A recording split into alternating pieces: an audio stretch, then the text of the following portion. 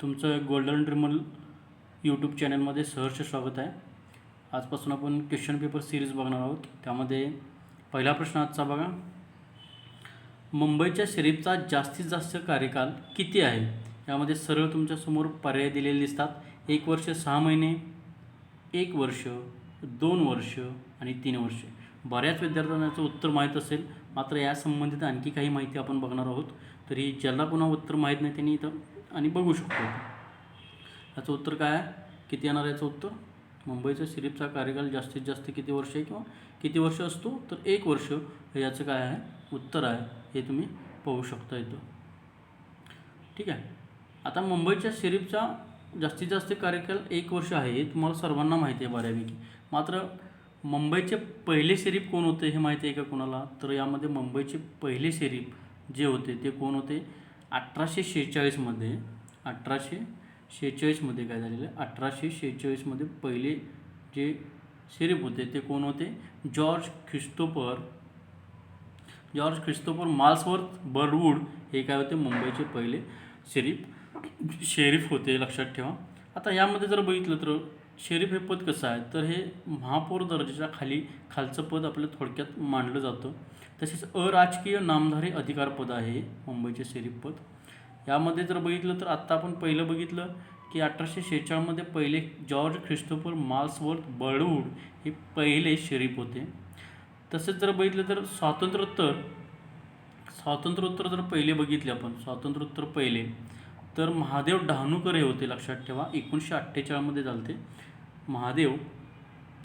1948मध्ये कोण झालते? महादेव डहाणूकर. MD लिहितो इथं थोडक्यात मी. 1948मध्ये कोण होते? महादेव डहाणूकर होते, हे लक्षात ठेवू शकता. तसेच जर बघितलं तर मुंबईमध्ये निवासी असलेले किंवा मुंबईचे खुद्द अशा आपण म्हणू तर पहिले कोण होते? मुंबईचेच पहिले शरीफ म्हणून कोण होते? म्हणजे प्रॉपर मुंबईचेच होते आणि त्यांची निवड मुंबईचे शरीफ म्हणून झाले. असे पहिले कोण? तर हा प्रश्नसुद्धा तुम्हाला येऊ शकतो. त्यामध्ये पहिले कोण आहेत प्रॉपर मुंबईचे? तर कोण आहेत? भाऊदाजी लाड हे काय आहेत? पहिले काय आहेत? मुंबईचे पहिले शरीफ आहेत. त्यानंतर शेवटचे जर बघितले तर मुंबईचे प्रॉपर असलेले, बाहेरची कुठलीही व्यक्ती नाही तर मुंबईची प्रॉपर असलेली शेवटची व्यक्ती जर बघितली तर 2008मध्ये इंदू सहानी ह्या काय आहेत? शेवटच्या शरीफ आहेत मुंबईच्या, हे लक्षात ठेवा. तसेच जर बघितलं तर आता सध्या 2006मध्ये जर बघितलं 2006मध्ये कोण आहेत? तर सतीश चित गोपेकर हे काय आहेत? सतीश चित गोपेकर हे मुंबईचे 2016पासून काय कार्यरत असलेले काय शरीफ आहेत, हे लक्षात ठेवा. सतीश चित गोपेकर. मुंबईच्या शरीफविषयी थोडक्यात माहीत असेल तुम्हाला. मी आता भरपूर व्यक्तींची नावं तुम्हाला सांगितलेलं ते तुम्ही लक्षात ठेवू शकता. ठीक आहे. यानंतर आपण पुढला प्रश्न बघू शकतो. प्रश्न क्रमांक 2 बघू शकतो. खालीलपैकी कोणत्या वर्षी बलवंतराय मेहता समितीची स्थापना केंद्र शासनाने केली? बघा काय म्हटलं. खालीलपैकी कोणत्या वर्षी बलवंतराय मेहता समितीची स्थापना केंद्र शासनाने केली? उत्तर तुम्ही देऊ शकता, तुमच्या समोर आहे. 1957. त्याचं उत्तर काय आहे? 1957. आता यामध्ये बऱ्या लोकांना माहीत असेल की 1957ला बलवंतराय मेहता समितीची स्थापना झाली. मात्र बलवंतराय मेहताविषयी थोडक्यात बघू तर बलवंतराय मेहता हे व्यक्ती कोण होते? बलवंतराय मेहता तर हे व्यक्ती बघितले तर गुजरातचे दुसरे CM होते, लक्षात ठेवा. गुजरातचे दुसरे CM होते, सेकंड CM म्हणजे गुजरातचे दुसरे मुख्यमंत्री म्हणून त्यांनी कार्यकाल काँग्रेस पक्षामध्ये होते त्यावेळी, ते लक्षात ठेवा. तसेच बारडोली सत्याग्रह होता, त्या बारडोली सत्याग्रहामध्ये त्यांचा सहभाग होता. असहकार चळवळ जी होती त्या असहकारी चळवळीमध्ये पण त्यांचा सहभाग होता. छोडो भारत जो होतो, छोडो भारतमध्ये पण काय होतं? यांचा सहभाग होता, हे लक्षात ठेवा. बलवंतराय मेहता यांच्या संबंधित इतर माहिती तुम्ही लक्षात ठेवू शकता. ठीक आहे.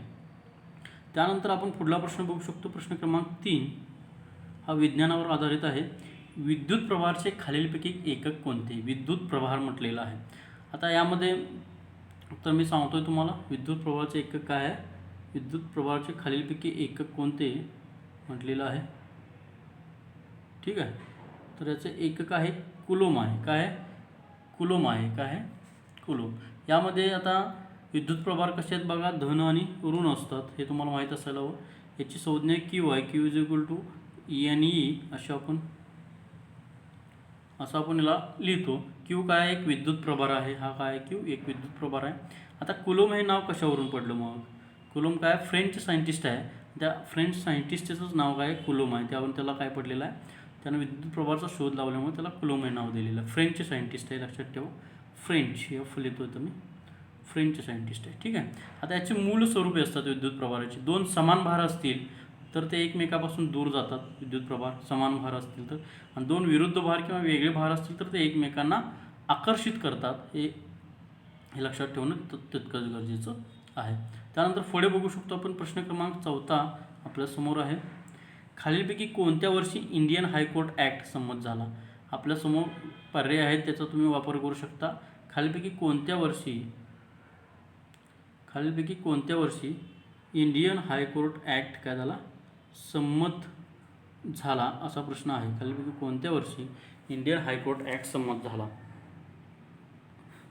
तर यामध्ये बघू शकतो, याचं उत्तर आहे 1861 हे याचं उत्तर आहे. ठीक आहे. याविषयी थोडक्यात तुम्हाला माहिती आहे, इंडियन हायकोर्ट ॲक्ट 1861 नंतर काय झाली? 3 न्यायालये स्थापन झाली. कुठली? कलकत्ता, मद्रास आणि बॉम्बे. कलकत्ता, मद्रास आणि बॉम्बे हे 3 काय झाले? न्यायालये स्थापन झालेली आहेत. त्यानंतर पुढला प्रश्न आपण बघू शकतो. प्रश्न क्रमांक 5 तुमच्यासमोर आहे. सलाल जलविद्युत प्रकल्प खालीलपैकी कोणत्या ठिकाणी आहे? सलाल म्हटलेला आहे. आंध्र प्रदेश, गुजरात, जम्मू काश्मीर की ओरिसा? तर सलाल हा जलविद्युत प्रकल्प जो आहे तो कुठे आहे? जम्मू काश्मीरमध्ये आहे.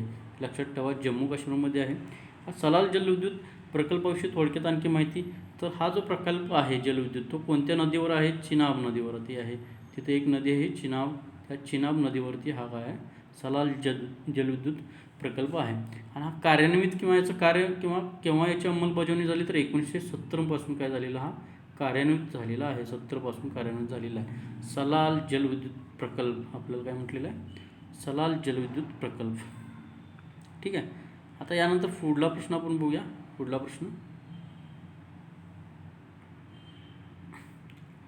प्रश्न, जाहिरातीमध्ये वेगवेगळे रंग आणण्यासाठी कोणता वायू वापरतात? बघा, जाहिरातीमध्ये वेगवेगळे रंग आणण्यासाठी, जाहिरातीमध्ये वेगवेगळे प्रिंटिंग असते, निळे, लाल वगैरे किंवा रंगकाम असतं, ते वेगवेगळे रंग आणण्यासाठी खालीलपैकी कोणता वायू वापरतात? यामध्ये निऑन, नायट्रोजन, हायड्रोजन, क्लोरीन. तर लक्षात ठेवा, यासाठी निऑन हा वायू वापरतात.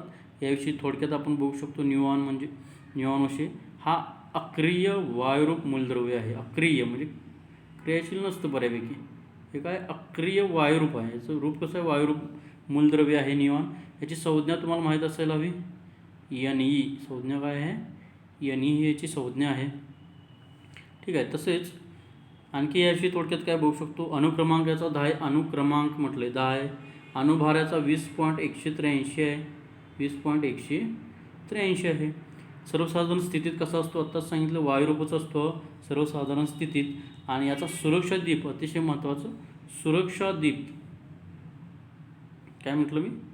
सुरक्षा दीप म्हणून काय येतो? याचा उपयोग होतो. सुरक्षा दीप हे लक्षात ठेवा. सुरक्षा दीप म्हणून याचा काय तो वापर होतो. आता प्रश्न क्रमांक आपण 7 बघू शकतो. प्रश्न क्रमांक 7 इथं आपण बघू शकतो. प्रश्न क्रमांक 7. ठीक आहे. 7 आहे हा प्रश्न. आंतरराष्ट्रीय नाणेनिधी IMF ची स्थापना कधी झाली? यासमोर तुम्हाला आंतरराष्ट्रीय नाणेनिधी, ठीक आहे, यामध्ये 1947, 1945, 1946 की 1948. तर याची स्थापना जी झालेली आहे ती 1945ला झालेली आहे. लक्षात ठेवा. आंतरराष्ट्रीय नाणेनिधी म्हणजेच त्याला आपण IMF म्हणजेच काय? इंटरनॅशनल मॉनिटरी फंड असं आपण म्हणतो. याचा लॉंग फॉर्म काय? International monetary fund. याचं मुख्यालय कुठं आहे? वॉशिंग्टन DC आहे. लक्षात ठेवा. वॉशिंग्टन DC इथे याचं मुख्यालय आहे. सदस्य किती आहेत? सध्या सदस्य करंट 190 सदस्य आहेत. आता करंट याचे MD कोण आहेत? मग करंट MD कोण आहेत त्याचे? तर कोण आहेत करंट MD? ख्रिस्तीलिना जॉर्जिएवा हा याच्या काय आहेत, काय आहेत, एमडे आहेत. त्या पण काय आहेत, बुल्गेरियन आहेत. त्या काय आहेत, बुल्गेरियन या देशाच्या त्या काय आहेत, सदस्य देशामधून आलेल्या त्या ख्रिस्तीलिना जॉर्जिएवा आहेत. त्या एमडे आहेत, लक्षात ठेवा. तसेच आता पुढे आपण बघू शकतो, पुढला प्रश्न जो आहे तो आपण बघू शकतो. पुढला प्रश्न क्रमांक 8 जो आहे तो समोर आहे आपल्या. स्वतंत्र भारताचे पहिले गव्हर्नर जनरल कोण होते? स्वतंत्र भारताचे पहिले गव्हर्नर जनरल कोण होते? यापैकी कॅनिंग, रिफन, कर्झन, माउंटबॅटन. तर कोण होते पहिले गव्हर्नर जनरल? प्रत्येक वेळी तुम्ही वाचला असेलच, त्यामुळे फक्त त्याचं उत्तर सांगतो मी. लॉर्ड माउंटबॅटन हे होते, लक्षात ठेवा, स्वतंत्र भारताचे पहिले गव्हर्नर जनरल. ठीक आहे. त्यानंतर पुढला प्रश्न बघू शकतो आपण. प्रश्न क्रमांक 9 जागतिक ओझोन दिन खालीलपैकी कोणता? बघा काय म्हटलं, जागतिक ओझोन दिन खालीलपैकी कोणता असं म्हटलेलं आहे. जागतिक ओझोन दिन खालीलपैकी कोणता असं म्हटलेलं आहे. इथं 16 ऑक्टोबर, 26 ऑक्टोबर, 16 सप्टेंबर आणि 20 सप्टेंबर. बघा यामध्ये जागतिक ओझोन दिन कधी आहे तुम्हाला माहीत असेल, 16 सप्टेंबरला आहे. याविषयी थोडक्यात आपण बघू शकतो जागतिक ओझोन दिन.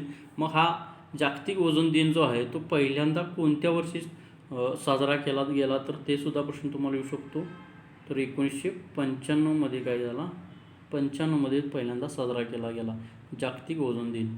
ठीक आहे. याचा उद्देश काय होता मग, तर पर्यावरण जागरूकता. ओझोन दिनाचा उद्देश पण विचारला जाता, पर्यावरणाविषयीची जागरूकता हा त्याचा उद्देश होता. ठीक आहे. त्यानंतर पुढला आपण प्रश्न बघू. शून्य आधारित अर्थसंकल्प राबवणारे देशातील दुसरे राज्य कोणते? शून्य आधारित अर्थसंकल्प राबवणारे देशातील दुसरे राज्य कोणते? तुम्हाला बऱ्यापैकी उत्तर माहीत असेलच. कुठले आहेत दुसरे राज्य? आंध्र प्रदेश आहेत. कुठले? आंध्र प्रदेश आहे, लक्षात ठेवा. तर आता मला तुम्ही कमेंट बॉक्समध्ये सांगायचं की पहिले राज्य कोणते, पहिले राज्य कोणते, हा फक्त प्रश्नाचं उत्तर तुम्ही आजच्या कमेंट बॉक्समध्ये सांगायचं आहे. पहिले राज्य कोणते? ठीक आहे. आता शून्याधारित अर्थसंकल्पाविषयी थोडक्यात आणि आपण माहिती बघू शकतो की 1960-70च्या दरम्यान काय झालं तर याचा शोध लागला शून्याधारित अर्थसंकल्पाचा. तो पण कुठला, एका US ची जी खाजगी कंपनी होती 1960ला, युनायटेड स्टेटमधली जी खाजगी कंपनी होती त्यांनी हा अर्थसंकल्प पहिला खाजगी कंपनीने मांडला. मग त्यानंतर सर्वप्रथम अमेरिकेमध्ये याचा उपयोग झाला. 60मध्ये खाजगी कंपनी, 70मध्ये अमेरिकेमध्ये काय केला, याचा अमेरिकेमध्ये याची उपयोजन चालू झालं. आणि याचा शून्याधारित अर्थसंकल्प म्हणजेच काय, मागील सर्व जे अर्थसंकल्पाचं जे बजेट आहे ते 0पर्यंत आणून ठेवणे. म्हणजे इथून पुढं जे नवीन बजेट मांडणार आहे आपण तो 0पासून स्टार्ट करणे त्याचा. ठीक आहे. म्हणजे पाठीमागील सगळे जे बजेट आहे ते शून्य समजायचं. म्हणजे कुठलेही कर्ज नाही, कुठलंही येणं देणं घेणं नाही यामध्ये, असं समजून जो अर्थसंकल्प पुन्हा नव्याने पाठीमागचं कोणतीही गोळाबेरीज पुढल्या अर्थसंकल्पात न मांडता जे आपण अर्थसंकल्प सादर करतो त्याला आपण शून्याधारित काय म्हणतो, अर्थसंकल्प म्हणतोय, लक्षात ठेवा. आता याची तो शून्याधारित झाला अनुमान तुम्ही इकॉनॉमिक्सच्या पुस्तकामध्ये, कोळंबे सरांच्या पुस्तकामध्ये पण तो वाचू शकता, तुम्हाला समजेल ते पटकन. त्यानंतर पीटर याची संकल्पना मांडली कोणी, तर पीटर ए पिहर जे आहेत, पीटर ए पिहर, लक्षात ठेवा, नाव महत्त्वाचं आहे, खूप वेळा प्रश्न आलेला. पीटर ए पिहर यांनी काय केलेली, शून्याधारित अर्थसंकल्पांची काय केलेली संकल्पना मांडलेली आहे. ठीक आहे. आणि तुम्हाला कमेंट बॉक्सला मी सांगितले कुठलं राज्य सांगायचं आहे, पहिलं राज्य अर्थसंकल्प मानणारे पहिले राज्य तुम्ही सांगायचं आहे. धन्यवाद. ठीक आहे.